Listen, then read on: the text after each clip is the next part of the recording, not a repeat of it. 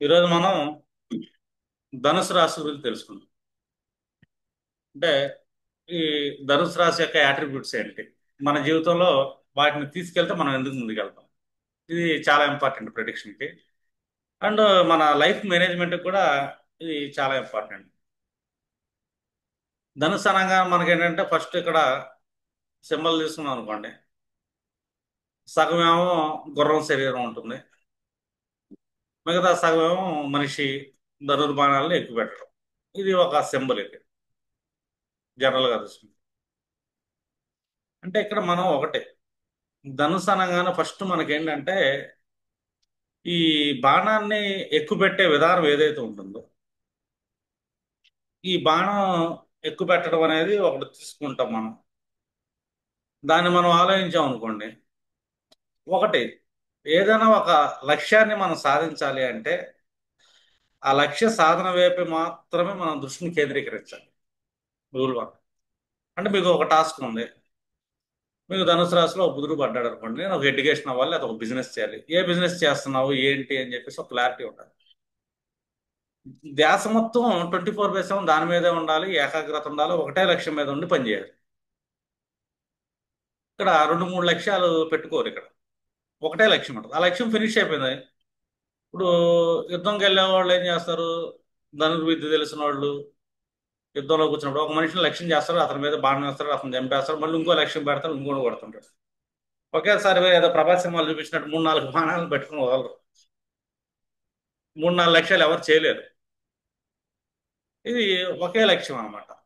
ఒక ఆస్ట్రాలజర్ అనుకోండి, ఈ ఆస్ట్రాలజీ మాత్రం ఒకటే లక్ష్యంగా ఉండాలి, ఇది విద్యను సాధిస్తున్నాను. లేదు, ఒక సాధకుడు ఉన్నాడు, ఆ సాధన ఒకటే లక్ష్యంగా ఉండాలి, డైలీ అదే టైంలో అదే సమయంలో ఆ సాధన చేస్తూనే ఉండాలి.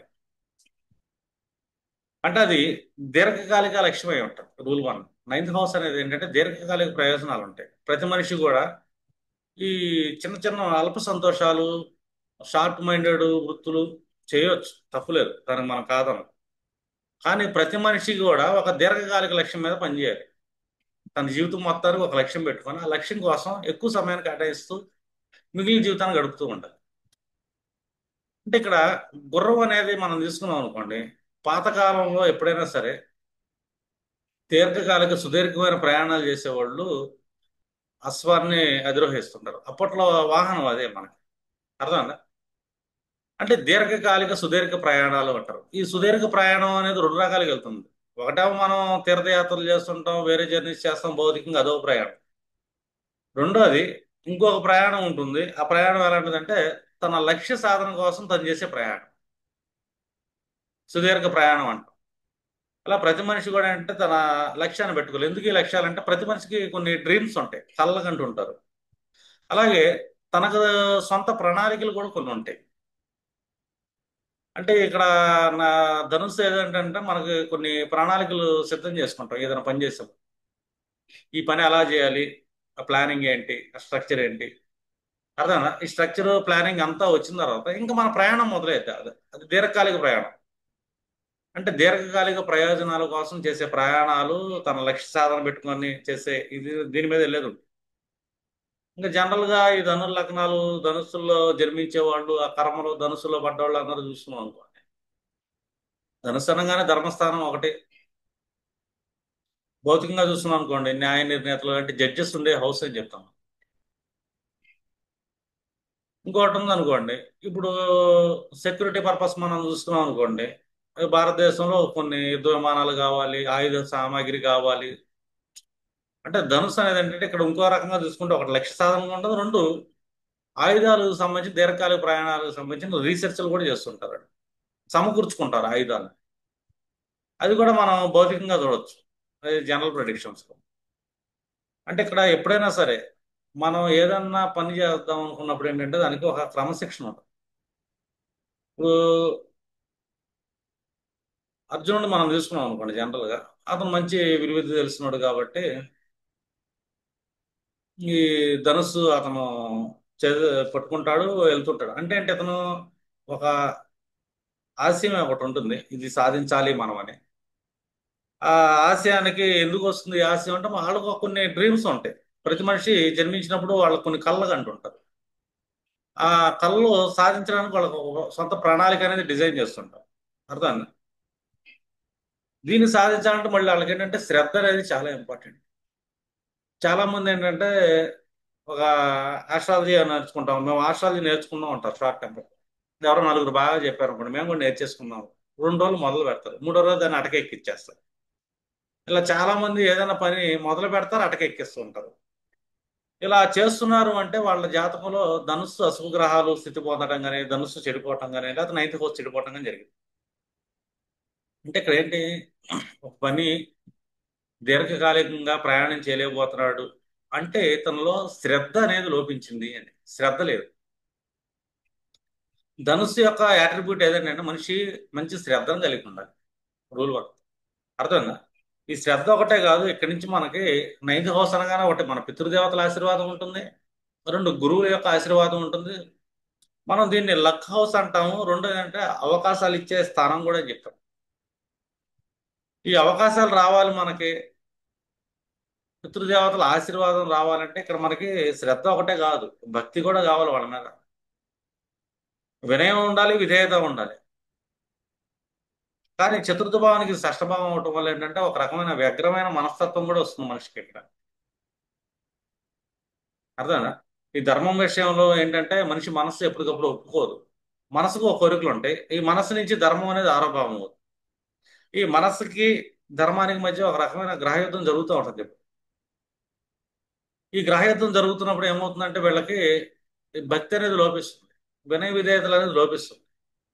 లేదు, అవసరం కోసం వినయాన్ని నటించే అవకాశాలు ఉంటాయి కొంతమంది, కొంతమంది అది కూడా చేయలేరు. కానీ ప్రతి మనిషిలో అనేది భక్తి ఉండాలి యాక్చువల్గా. ఈ భక్తితో పాటు వినయ విధేయత ఉందనుకోండి, వీళ్ళకి శ్రద్ధ అనేది పెరిగింది. ఎప్పుడైతే మనిషిలో శ్రద్ధ పెరిగిందో తను ఏదైనా ఒక పని పట్టుకుంటే ఆ పనిని సాధించేదాకా వదిలిపెట్టడు. అంటే తన లక్ష్యాన్ని తను డిజైన్ చేసుకుంటాడు. చాలా మంది లైఫ్ లో బాధలు పడటానికి కారణం ఏంటంటే వాళ్ళకి లక్ష్యం లేకపోవడం. లక్ష్యం లేదు చాలా మంది. అలాంటి వాళ్ళు ఏం చేస్తారంటే నాకు ఆ బాధలు వచ్చినాయి, ఈ బాధలు వచ్చినాయి అని చెప్పి బాధలు వెనకాల పడుతుంటారు, సమస్యలు వెనకాల పడుతుంటారు. అదే లక్ష్యం ఉందనుకోండి, లక్ష్యం ఉంటే కనుక ఈ సమస్యలు ఉండవుగా. మనం 4వ భావానికి ప్రయారిటీ ఇస్తున్నాం, 9వ భావానికి ఇస్తున్నాం అనుకోండి, 9వ దానికి ప్రయారిటీ ఇచ్చాం అనుకోండి, లక్ష్య సాధన ఎప్పుడైతే పెట్టుకుంటామో ధనుస్సును మనం సెంటర్ చేసాము. లక్ష్య సాధన అనే సెంటర్ ఇక్కడి నుంచి అష్టమ భావం మన మనస్సు అవుతుంది. నైన్త్ నుంచి ఎయిత్ హౌస్, ఫోర్త్ హౌస్ అవుతుంది. అంటే ఒక దీర్ఘకాలిక ప్రణాళికను మనం మన మనస్సు డిజైన్ చేయగలిగింది. ఎయిత్ హౌస్ అంటే దీర్ఘకాలికాలం అండి. రెండోది మన లక్ష్యానికి ఆయుష్ అనేది కూడా మన మనస్సే.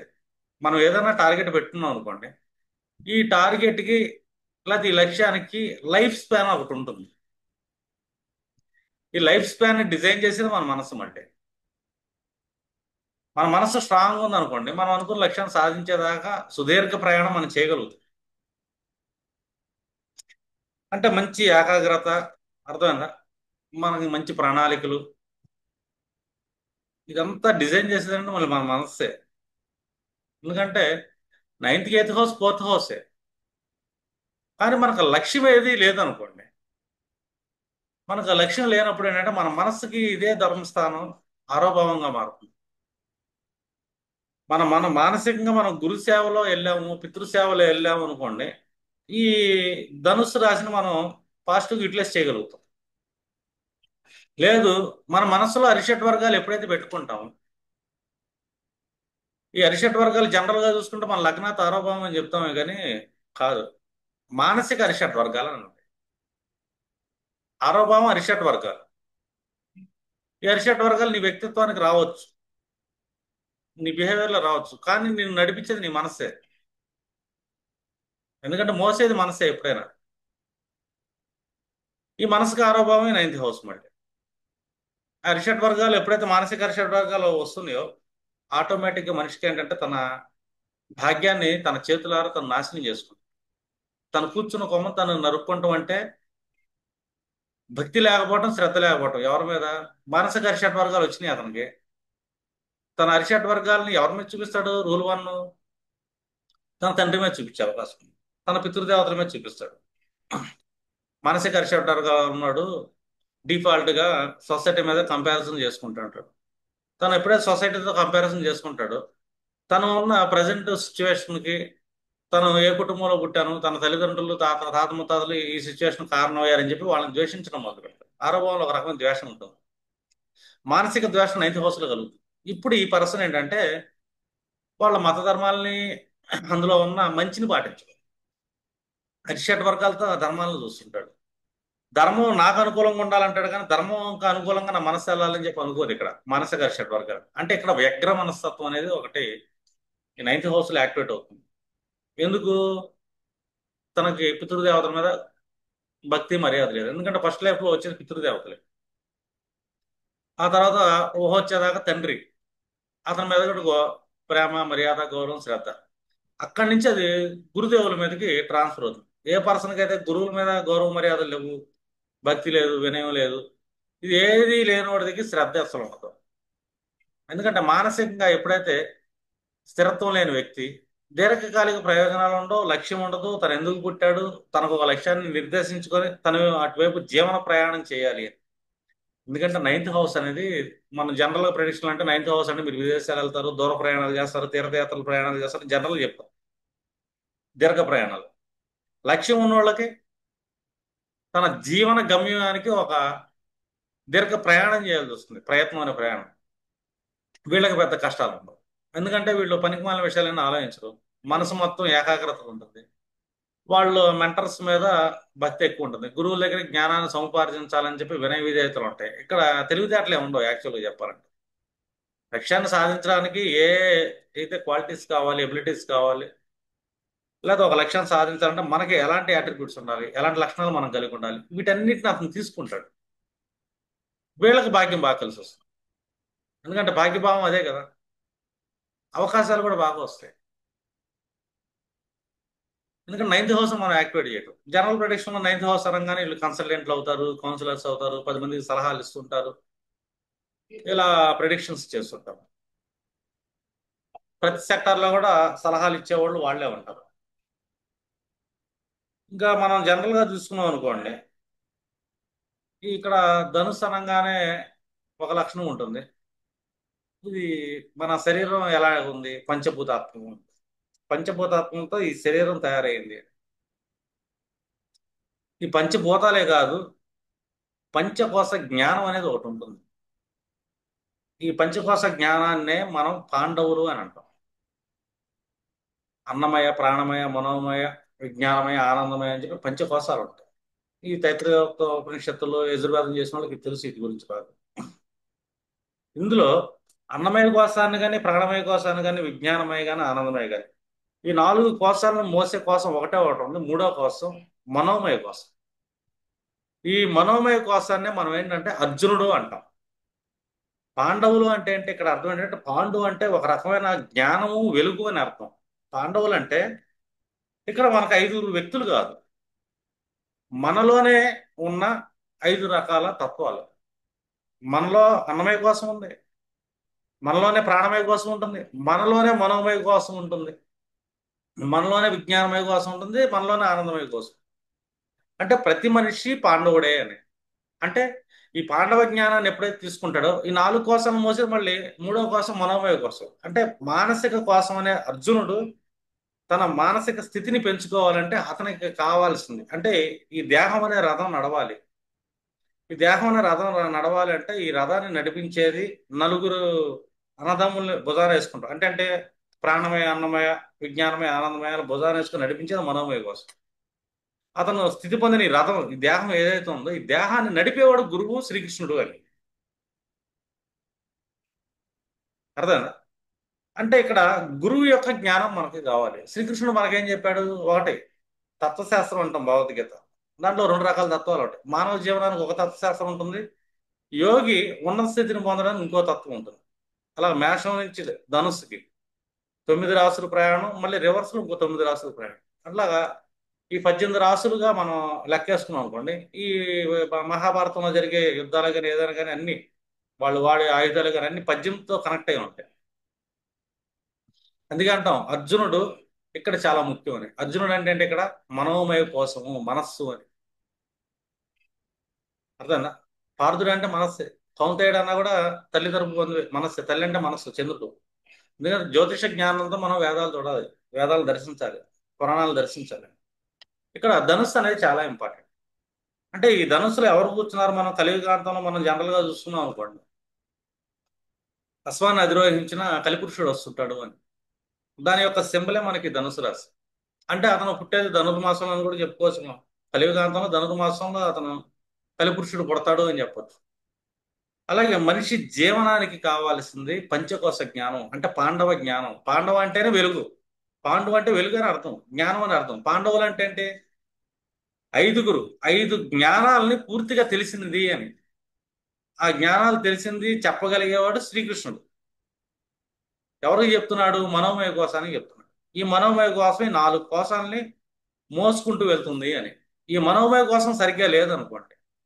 ఎందుకంటే యాక్చువల్గా భగవద్గీత శ్రీకృష్ణుడు ధర్మరాజుకి చెప్పలేదు, మిగిలిన అన్నదమ్ములకి చెప్పలేదు, నకుల సహదేవులు చెప్పలేదు, భీముడికి చెప్పలేదు, అర్జునుడికి చెప్పాడు, పార్థుడికి చెప్పాడు, కౌంతేయుడికి చెప్పాడు. అంటే మనస్సుకు చెప్పాడు, మనోమయ కోశానికి చెప్పాడు.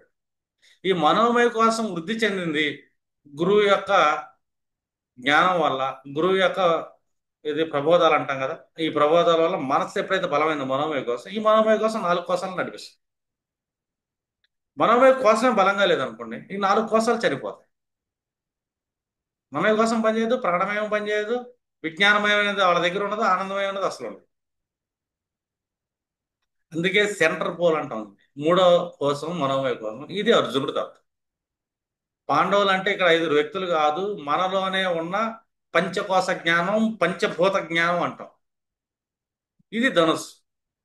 అలాగే ఈ ధనుస్సు యొక్క యాట్రిబ్యూట్స్ కూడా మన జీవితంలో ఇంపార్టెంట్. భక్తి అనేది చాలా ఇంపార్టెంట్ ఇక్కడ. అర్థమైందా? అంటే ఏంటి ఇక్కడ మనకి అగ్నితత్వ రాశులు ఉంటాయి. ఒక అగ్నితత్వం వచ్చేసరికి మన వ్యక్తిత్వాన్ని ఎలా చేసుకోవాలి అంటే, ఇంకొక అగ్నితత్వం తీసుకుంటే సింహానికి, అది కూడా మనం మంత్రసిద్ధి పొందటం. మూడో అగ్నితత్వం ఏదైతే ఉందో, ఇది గురువు నుంచి జ్ఞానం అనే తేజస్సును ఇచ్చే అగ్ని అని. ఇక్కడ అగ్నితత్వం ఎక్కడి నుంచి ఎలా వస్తుందంటే గురువు యొక్క జ్ఞానం అనే తేజస్సు. అర్థమైందా? దీనికి కాంబినేషన్ కూడా ఉంటుంది. మనకి యోగులు సాధారణ కూడా నారింజ వర్ణ రంగు, లేత పచ్చ రంగు, ఈ కాంబినేషన్ మిళితమై ఉంటుంది. ఇది ఈ రాశి యొక్క లక్షణం. మనకి ఎవరి జాతకంలో సరే ధనుస్సు చెడిపోయింది, దానికి రెమెడీ కావాలి.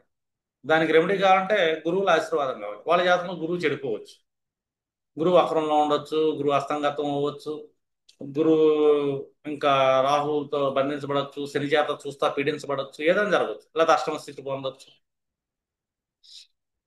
ఇట్లా జరుగుతున్నప్పుడు మనం ఏం చేయాలంటే బ్రహ్మ ముహూర్తంలో రావి చెట్టు ప్రదక్షిణలు చెప్పాలి. ఎందుకంటే గురువు స్థితి పొందేది నైన్త్ హౌస్. ఒక మనిషి భాగ్యాన్ని యాక్టివేట్ చేయాలన్నా కూడా రావి చెట్టు ప్రదక్షిణ కావాలి. నేను అప్పుడప్పుడు చెప్తా, పౌర్ణమి రోజు రావి చెట్టు ప్రదక్షిణ చేయండి అని. ప్రతి పౌర్ణమికి బాగుంటుందని. ఎందుకంటే ఆ రోజు చేపేయటం వల్ల లగ్నాత్ పంచమంలో చంద్రుడు కూర్చుంటాడు జనరల్ గా.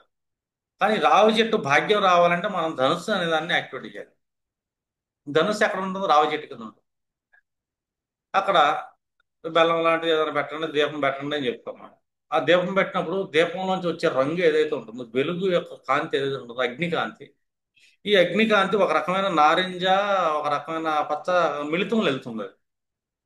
అగ్నికాంతి ఆ దీపం పెట్టడం, ఆ దీపాన్ని చుట్టం అంటే ఏంటి? ఇక్కడ ధనుస్సును చూస్తున్నాం మనల్ని. ఎప్పుడైనా సరే యజ్ఞాలు కానీ హోమాలు కానీ ఏదైనా చేసినా కూడా మనకి ఇక్కడ ధనుస్సు అనేది, ధనుస్సు యొక్క అగ్నితత్వం అనేది యాక్టివేట్ అవుతుంది. ఎప్పుడైనా సరే యజ్ఞాలు మనం సఫలం కావాలి అంటే కనుక ఒకటి ధనుర్మాసం చేయొచ్చు. ఎందుకంటే సూర్యుడు స్థితి ఉంటుంది అక్కడ. మంచి మంచి యజ్ఞాలు హోమాలు ఏదైనా ధనుర్మాసంలో మనం సత్ఫలితాలు ఇస్తాం. వాళ్ళ జాతకంలో బాగోకపోతే హైగ్రీవ మంత్రాన్ని, రావి చెట్టు ప్రదక్షిణల్ని రెమెడీగా చెప్పాలి. అలాగే ఏంటంటే వాళ్ళకి ధనుసు రాశి యొక్క అట్రిబ్యూట్స్ ఏంటి, వినయం అంటే ఏంటి, శ్రద్ధ అంటే ఏంటి, భక్తి అంటే ఏంటి, దీర్ఘకాలిక ప్రణాళికలు అంటే ఏంటి, నీ స్వప్నాలు ఏమండి, దానికోసం నువ్వు ఎలాంటి ప్రణాళికలు వేస్తున్నావు, దానికోసం నీ పితృదేవతల ఆశీర్వాదం ఎలా తీసుకుంటున్నావు, గురువుల ఆశీర్వాదం ఎలా తీసుకుంటున్నావు. తీసుకోవాలంటే ఇక్కడ నీ లాజిక్లు, నీ తెలివితేటలు పనిచేయవు. శ్రద్ధ భక్తి అవసరం, వినయ విధేయతలు అవసరం. ఇది అంతర్గతంగా రావాలి. అంతర్గతంగా రావాలి ఎందుకు అంటే నీ మూలాల్లోంచి రావాలి ఆ భక్తి వినయం అనేది. ఇక్కడ మూల అనేది స్థితి పొంది ఉంటుంది ధనుసులో. మూల అంటే రూట్స్. ఈ పైకి నేను నా నోట్లోంచి నాలుగు వచ్చే మాటలు నా చేతులతో నమస్కారం పెట్టాను, దక్షిణేశాన్ని అయిపోయిందని కాదు. నీ మూలాల్లో ఉందా శ్రద్ధ? నీ మూలాల్లో భక్తి ఉందా? నీ మూలాల్లోంచి వినయం విధేయతలు ఉన్నాయా? ఇది ఇంపార్టెంట్. ఇప్పుడు మనం ఒక భాగ్యాన్ని పొందాలనుకోండి. ఈ భాగ్యాన్ని పొందాలనుకున్నప్పుడు మనం ఏంటంటే మన ఆలోచనలు బాగా వెళ్తున్నాయి, ధ్యాసలోకి వెళ్తుంది. ఒక రావి చెట్టు కింద కూర్చున్నాము, రావి చెట్టు ప్రజెంట్ చేస్తాం. మన కళ్ళల్లో ఏంటంటే ఒక రకమైన మంచి లేత నారింజ రంగు యొక్క కలర్ అనేది మన కళ్ళల్లో రావాలి, మన కళ్ళు మూస్తే. లేదు, వాటిని దర్శిస్తూ ఉండాలి దీపాన్ని. ఆ దీపాన్ని దర్శిస్తున్నంతసేపు కళ్ళు మూసుకుంటే మనకు ఆ నారింజ రంగు అనేది మన కళల్లో రిఫ్లెక్ట్ అవుతుంది. అంటే ఒక రకమైన ఏకాగ్రత ధ్యానం, హైగ్రీవ స్తోత్రం. ఎందుకంటే ఇక్కడ ధనుస్సుని ఇంకో రకంగా చూస్తే హైగ్రీవుడు అని కూడా చెప్తాం. హైగ్రీవుడు ఏంటంటే మహా జ్ఞాని. అర్థం, అన్ని రకాల వేద జ్ఞానాలు గుర్రం తలకాయ కలిగిన వ్యక్తి హైగ్రీవుడు అని చెప్పి మనం విష్ణు అంశం నుంచి తీసుకెళ్తాం. అంటే ఇక్కడ ఎన్ని రకాల అంశాలు ఉన్నాయని ఇక్కడ శ్రీకృష్ణుడు అంశ తీసుకెళ్తుంటాం. అలాగే ప్రతి మనిషిలో ఉన్న పాండవ జ్ఞానం అంటాం మనం. అంటే మన మనోమయ స్థితి ఎంత బాగుంది అంటే మన లక్ష్య సాధనకి ఆయుష్ అంత ఉంది. లక్ష్య సాధన బాగా పెట్టుకున్న వాళ్ళు తన మనస్సు అనేది స్థిరంగా ఉండగలుగుతుంది. మనోమయ కోసం ఏదైతే ఉంటుందో అది చాలా బాగుంటుంది. మనోమయ కోసమే బాగోలేదు, తన జీవితంలో అన్నమయ కోసం పనిచేయదు, ప్రాణమయం పనిచేయదు. అతను విజ్ఞానం సంపాదించాలంటే విజ్ఞానమయ కోసం యాక్టివేట్ కాదు. అదే మన మనోమయ కోసం తమో గుణాలతో ఉంది. విజ్ఞానం ఎక్కడి నుంచి వస్తుంది? మనకి అజ్ఞానమే వస్తుంది. అజ్ఞానం ఉన్నవాడికి ఆనందం ఎందుకు ఉండదు? ఆనందం ఉండదు. విజ్ఞానం ఉన్నవాడు ఆనందాన్ని అనుభవిస్తాడు. అంటే నకులు సహదేవులు అంటాం, విజ్ఞానమయ కోసానికి ఆనందమయ కోసానికి. ఇక అన్నమయ కోసానికేమో మనకి ప్రాణమయ కోశానికేమో ధర్మరాజును భీముడు తీసుకుంటాం. ఈ నలుగురు అన్నదమ్ములు మోసేది మనస్సు అనే అర్జునుడు అని. ఈ మనస్సుకే మనకి భగవద్గీత సారం. దీన్ని మనం ధనుసులో చూస్తాం, ధనురాశిలో. అలాగే దీర్ఘకాలిక ప్రయాణాలు. ప్రయాణం అంటే మనం ఏదో తీర్థయాత్రలకు వెళ్తుంటాం, ఈ ప్రయాణాలే.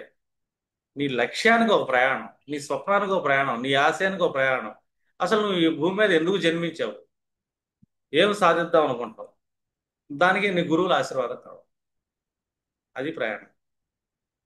ఇప్పుడు అక్కడ దాకేందుకు మనకి గురువుల ఆశీర్వాదం లేదనుకోండి, ఫైనాన్షియల్ స్టెబిలిటీ ఉండదు, కుటుంబం నిలబడదు. సింపుల్ అది. మనం గురువుల్ని వేధించాం గత జన్మలో.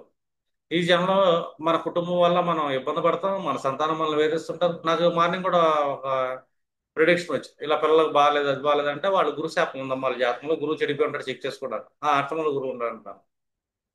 ఏం చేయాలని చేసుకోండి, మనం చేసేది ఏం లేదు, గురుశాపం ఉంది. వాళ్ళ పిల్లలు వాళ్ళ మాట అంటారు, వాళ్ళు ఎదగలేరు, వాళ్ళ ఇంట్లో సమస్యలు వస్తా ఉంటాయి అని చెప్పి ఫైనాన్షియల్గా కూడా నిలబడలేరు. ఎందుకు నిలబడలేరు? చూడండి, ద్వితీయ భావం కుటుంబ స్థానం. ద్వితీయ భావం మనం ఎక్యుములేట్ చేస్తాం కదా ధనాన్ని, పోగు చేసుకుంటాం కదా, పోగు చేసుకునే ఈ భావానికి ఆయుష్నిచ్చేది నైన్త్ హౌస్. ఈ ఆయుష్ స్థానం అశుభ గ్రహాలతో చెడిపోయింది అనుకోండి, ఆయుష్ పోయినట్టే. మన లగ్నాత్ అష్టమ భావం చెడిపోయింది, మనకు ఆయుష్ ఎక్కువ కాలం నిలబడదు, మనకు ఎక్కువ అవమానాలు సమస్యలు వస్తాం. అట్లాగే ఇక్కడ ఎప్పుడైతే మన మనోమయ జ్ఞానం అనేది పనిచేయదో మన ధనుస్సును మనం చెడగొట్టుకుంటాము. ధనుస్సు యొక్క అట్రిబ్యూట్స్ మనలో ఉండవు, అది కుటుంబానికి కష్టం ఇస్తాను. ఆయుష్ లేనట్టే మన దీనికి కుటుంబానికి, కుటుంబ సంస్కారానికి ఆయుష్ లేనట్టే. మనం పోగు చేసే డబ్బు నిలబడదు అని, అది ఎక్కువగా పోతుంది అని, సమస్యలు వస్తాయి. అలాగే మన మనసుకి అదే ఏ భావం ఇది? ఆరో భావం. నేను గురువులు గౌరవించట్లేదు, నా మనసు ఎప్పుడు అరిషడ్ వర్గాలతో నిండి ఉంటుంది. ఎందుకంటే గురువులు గౌరవించాను అనుకోండి, గురువులు వినయం చేస్తాను. గురువులు ఏం చేస్తారు చెప్పండి? మంచి ఏంటో చెప్తారు, ధర్మం ఏంటో చెప్తారు, సంప్రదాయం ఏంటో చెప్తారు, వినయంగా ఎలా బతకాలో చెప్తారు. వాళ్ళు అంతేగాని వాళ్ళు ఏం చేయరుగా. అప్పుడు ఆటోమేటిక్ మనసు బాగుంటుందిగా, మనసులో అరిషడ్ వర్గాలు పోతాయి కదా, గురుసేవగా ఉంటాం కదా. అలాగే కర్మకు ద్వాదశ భావం అది.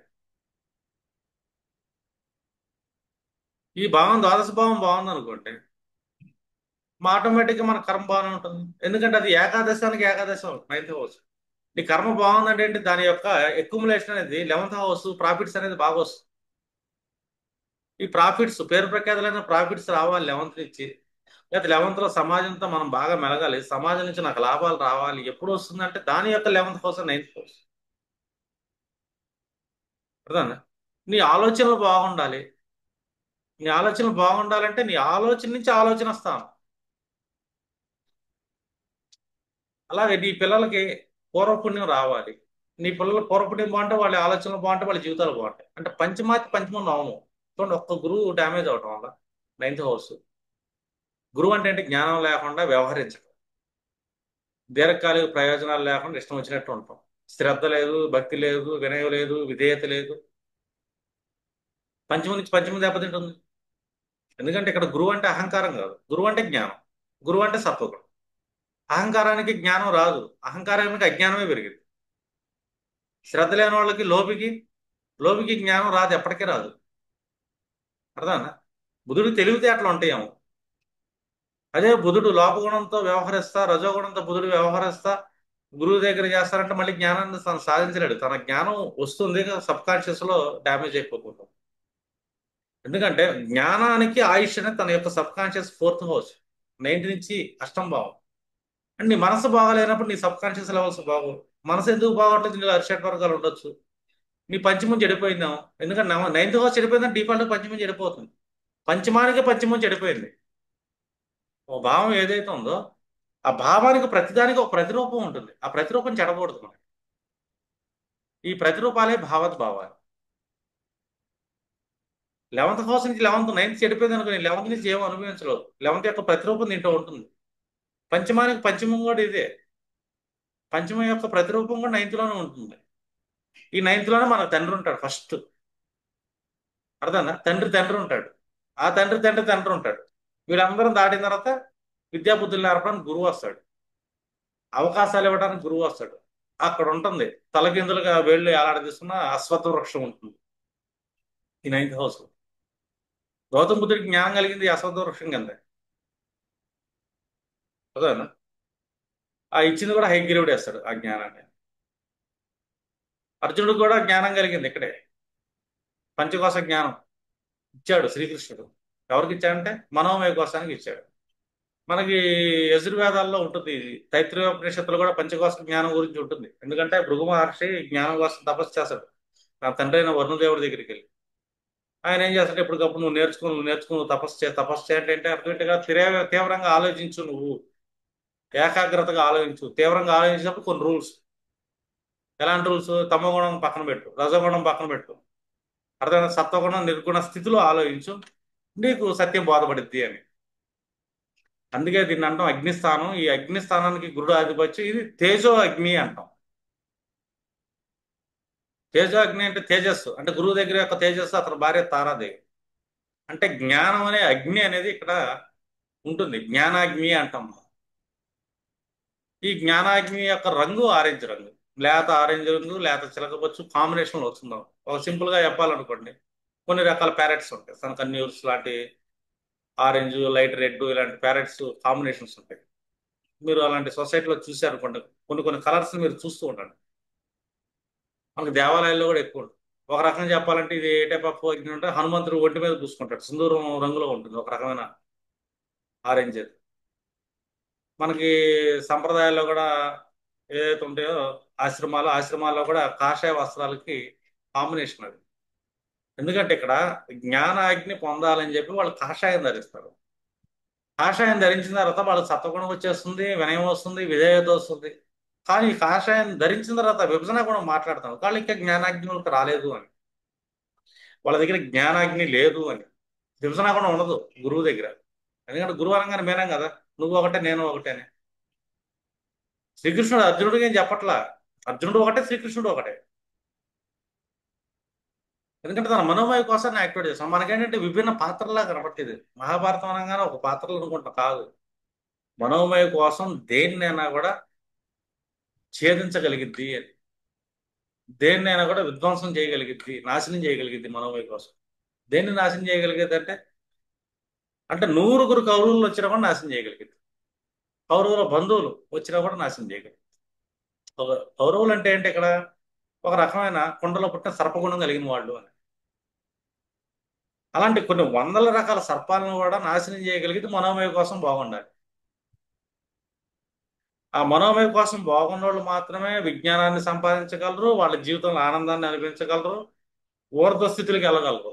అందుకే ఇక్కడ ఏంటంటే మనం దేవతలకి బ్రాహ్మీ ముహూర్తం అంటాం. బ్రహ్మ ముహూర్తం అంటే ఒకటి బ్రహ్మజ్ఞానం ఎవరికి కలుగుతుంది? ధనుస్సులో కలుగుతుంది. ఎవరికి దేవతలు కలుగుతుంది. దేవతలు అంటే ఎవరు? మనిషిలో ఉన్న సత్వగుణాన్ని దేవత అంటాం. మనలో ఉన్న సత్వగుణానికి మాత్రమే ఇది జ్ఞానం కలుగుతుంది అని, బ్రహ్మజ్ఞానం కలుగుతుంది. దీన్ని బ్రహ్మముహూర్తం. ఆ తర్వాత మన మకరంలో అడుగు పెట్టాం అనుకుంటే మనం ఉదయాన్ని చూడగలుగుతాం. అంటే బ్రహ్మజ్ఞానంతో మన మకరంలో ఏం చేస్తాం? ఉదయం అనే కర్మజ్ఞానాన్ని చూడగలుగుతాం. ఆ తర్వాత మిట్ట మధ్యాహ్నం టైంలో మ్యాక్సిమంలో మోక్ష జ్ఞానానికి వస్తుంది మనం. ఇట్లా మనకేంటంటే ధనుస్సు అనేది స్టెప్, మూలాధారం. ఇది మూలాధారం దేనికి? ఇది మానవ జీవితానికి కాదు, జనరల్ గా మనిషి ఉన్నత స్థితికి వెళ్తానికి ఇది ఫస్ట్ స్టెప్ మూలాధారం. మూలాధారం అంటే ఇక్కడ రూట్స్ నుంచి వచ్చేది అని. తలకిందులుగా చెట్టు ఏలాడుతుంది ఆకాశం నుంచి అంటే ఏంటి అర్థం? ఇక్కడ వేర్లు ఆకాశం నుంచి ఏలాడుతుందంటే వీటికి జడలు దిగిన రావి చెట్టు అంటాం, అశ్వత్థం అంటాం. ఇక్కడ త్రిమూర్తులు నిక్షిప్తం ఏమంటారు? అశ్వత్థ వృక్షంలో. అర్థమైందా? అక్కడ మనం ఉపవాసం ఉంటా, కేవలం పాలు లాంటి ఆహారం తీసుకుంటా, ఆ రావి ఫలాలను ఆహారంగా తీసుకుంటా చేసే హైగ్రీవ ఉపాసన ఏదైతే ఉంటుందో, ఈ హైగ్రీవ ఉపాసన వల్ల ఏంటంటే వాళ్ళు సిద్ధిని సాధించగలుగుతారు, సాధకులు అవుతారు. ఇక్కడ మనకి ఉదయకాలం బ్రహ్మముహూర్తం ఏంటంటే హంస అంటాం, సోహం అంటాం. అంటే ఇక్కడ హంస అనేది ఏంటంటే వాహనం ఎవరు అవుతున్నారు? బ్రహ్మకి వాహనం హంస. అంటే ఈ నరుడు, ఈ శరీరం ఏదైతే ఉందో, ఈ శరీరాన్ని బ్రహ్మజ్ఞానానికి వాహనంగా వాడుకుంటాం. సోహం గాని హంసాన్ని అంటే హంస వాహనుడు అంటే బ్రహ్మ. అంటే బ్రహ్మజ్ఞానాన్ని మనం ఎలా పొందగలుగుతాం అంటే ఈ మానవ శరీరం వల్ల, ఈ మానవ శరీరం అనే హంస వల్ల. ఈ జ్ఞానం అంతా మనకు ధనుసులో. జనరల్ ఎడిక్షన్స్ కూడా చెప్పొచ్చు మీరు. ధనుస్సు చెడిపోతే ఎన్ని భావాలు చెడిపోతాయి. 11th నుంచి 11th హౌస్ చెడిపోతుంది. 9th హౌస్ కూర్చున్న స్థానం చెడిపోతుంది. కుటుంబానికి ఆయుష్ స్థానం, కుటుంబ స్థానం చెడిపోతుంది. పంచమానికి పంచమ స్థానం, పంచమం చెడిపోతుంది. అందుకే 2, 5, 9, 11కి కారకుడుగా ధనుస్సు గురువుని కూర్చోబెట్టాం. ఈ ధనుస్సు గురువులో వినయం, విధేయత, సార్థకత, దీర్ఘకాలిక ప్రయోజనాలు, లక్ష్య సాధన, ఇవన్నీ ఉండాలి. ఈ క్వాలిటీస్ ని మనం డెవలప్ చేసుకున్నాం అనుకో, ఆటోమేటిక్ గా మీకు ఏంటంటే జీవితం బాగుంటుంది. ఒక కుటుంబం యొక్క సంస్కారం సెకండ్ హౌస్. ఈ కుటుంబ సంస్కారాన్ని ఈ జాతకుడు పెంచుతాడా, నాశనం చేస్తాడా అనేది కష్టం భావం, దాని యొక్క ఆయుష్ను బట్టి ఉంటుంది. అదే 9th హౌస్. అంటే గురువు సేవ, తండ్రి సేవ, పితృదేవతల సేవ. ఇక్కడ దేవతలకి బ్రహ్మముహూర్తం అంటే నీలో సత్వగుణాన్ని మేల్కొలుపు అని. బ్రహ్మముహూర్తంలో మనం నిద్ర లేవాలి అంటాం. నిద్ర లేకపోవటం అంటే ఏంటి? మనం భౌతిక శరీరం నిద్ర లేకపోవటం కాదు, నీలో సత్వగుణాన్ని మేల్కొలుపు ఈ సమయంలో. అర్థమైందా? అంటే దేవతలకి బ్రహ్మజ్ఞానం వస్తుంది. దేవతల యొక్క బ్రహ్మ ముహూర్తము అంట, టైమింగ్. ఈ టైంలో నువ్వులో నీ లైఫ్లో ఒక టైం వస్తుంది. ఆ టైంలో అయినా సరే నీలో సత్వగుణాన్ని మేల్కొలుపు అని. అక్కడి నుంచి నీ ప్రయాణం మొదలైద్ది అని. అప్పుడే నువ్వు తెల్లారని చూడగలుగుతావు. అప్పటిదాకా నువ్వు మేలుకోవాల్సినప్పుడు వృశ్చిక రాశిలో అంధకారంలో నీ జీవితం ఉండిపోతుంది అని. లక్ష్య సాధన లేనోళ్ళు, ఆశయాలు లేనోళ్ళు, అర్థమైందా, జీవితంలో కష్టాలు పాలవుతాం. లక్ష్య సాధన ఆశయాలు ఉన్నవాడికి ఏది కనబడదు ఇంకా. ఎవరు అరిషడ్ వర్గాలు కనబడవు. ఎవరు ఎంత ఉన్నతంగా ఉండారో దాని రూపంలో ఎంత లేని ఏం కనబడదు. తను కేవలం బ్రహ్మ జ్ఞానాన్ని సముపార్జించడంలో ఉంటుంది. దీర్ఘకాలిక ప్రయోజనాలు పెట్టుకుంటాడు, టార్గెట్స్ పెట్టుకుంటాడు. ఎందుకంటే ధనుస్సు టార్గెట్ హౌస్. అంటే వేగవంతమైన పాదాలు, చాలా బలంగా దీర్ఘకాలిక ప్రయాణం, ఎంత దూరమైన ప్రయాణం చేయగలడో అలసిపోడు. గుర్రం లక్షణం అది. ఎంత వేగంగానే ప్రయాణం చేయగలడు. అంతే వేగంతో మన మనోస్థితి, మనోమయ కోసం ఎంత బలంగా ఉంటుందో మన లక్ష్యాన్ని అంత బాగా ఛేదించగలం, మనం సాధించగలం. ఈ యాట్రిబ్యూట్స్, ఈ క్వాలిటీస్ ఎప్పుడైతే వస్తే మనం జనరల్గా చెప్తాం కదా, ఆల్ఫా మేల్ ఆల్ఫాలు, ఈ ఆల్ఫాలు జనరల్గా చెప్పుకుంటాం కొటేషన్స్. అర్జునుడు మించిన ఆల్ఫా లేడు, మనస్సును మించిన ఆల్ఫా సృష్టిలో లేదు అని చెప్తాం. అర్థం? అంటే క్వాలిటీస్ మనం తెచ్చుకోవాలి. తెచ్చుకోవాలంటే గురువుల ఆశీర్వాదం కలగాలి. అందుకే అంటాం 2 రకాల గురువుల దగ్గర మనం అర్థించాలి. జ్ఞానాన్ని అర్థించాలి అంటే ఏంటి? వినయం, భక్తి, శ్రద్ధలతో వాళ్ళని వేడుకుంటే వాళ్ళ దగ్గర జ్ఞానం వస్తుంది. ఇవన్నీ ఎప్పుడు వస్తాయంటే మళ్ళీ సత్వగుణం ఉంది, మళ్ళీ రజోగుణం ఉంది, తమోగుణం ఉంది అంటే గురువులే ప్రశ్నిస్తాను నీకేం తెలుసు అన్నట్టు. ఇక్కడ అజ్ఞానంతోనే మొదలవుతుంది. అజ్ఞానం ఉన్న దగ్గరికి జ్ఞానం ఎందుకు వస్తుంది? రాదు కదా, గురువు రాడు కదా. గురువు అంటే బయట వ్యక్తి కాదు, నీలోనే ఉండే జ్ఞానం. నీలో క్వశ్చన్ చేస్తున్నట్టే నీలో ఒక అజ్ఞానం ఉంది.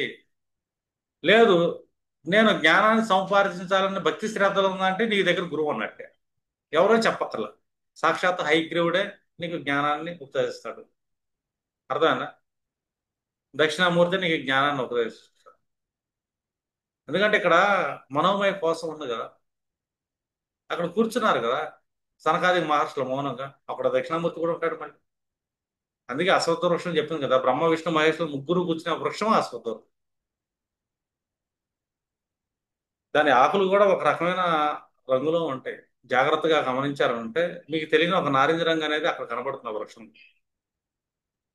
దాన్ని ఓడలో దిగుతూ చూసారా చెట్టులో వచ్చి, ఆ రంగుని జాగ్రత్తగా అబ్జర్వ్ చేయండి. సూర్య తేజస్సు కనబడుతుంది. మీరు అలాంటి వృక్షం దగ్గర ఆరాసన తీసుకోవాలి. ఎప్పుడు తీసుకోగలుగుతారంటే మీరు సత్వగుణంలో, మీరు దేవతలైతేనే తీసుకోగలుగుతారు. మీలో రాక్షసులను పెట్టున్నారు, అజ్ఞానాన్ని పెట్టున్నారు, తీసుకోలేరు. అలాగే మనం ఎక్కడ మారాలి, ఎలా మారాలి అనేది ధనుసు రాశి. ధనుసు రాశి క్వాలిటీస్ వస్తేనే జీవితంలో ఎదుగుదల ఉంటుంది. అన్ని రాసులు ఒక ఎత్తు, ధనుర్మేనాలు ఇంకో ఎత్తు. అవకాశాలు ఇచ్చే రాశి ఇది. అర్థమైందా? 259 ఎవరిని కాపాడే రాశి కూడా ఇదే. సరే, ఇది ఇక్కడ క్లోజ్ చేద్దాం.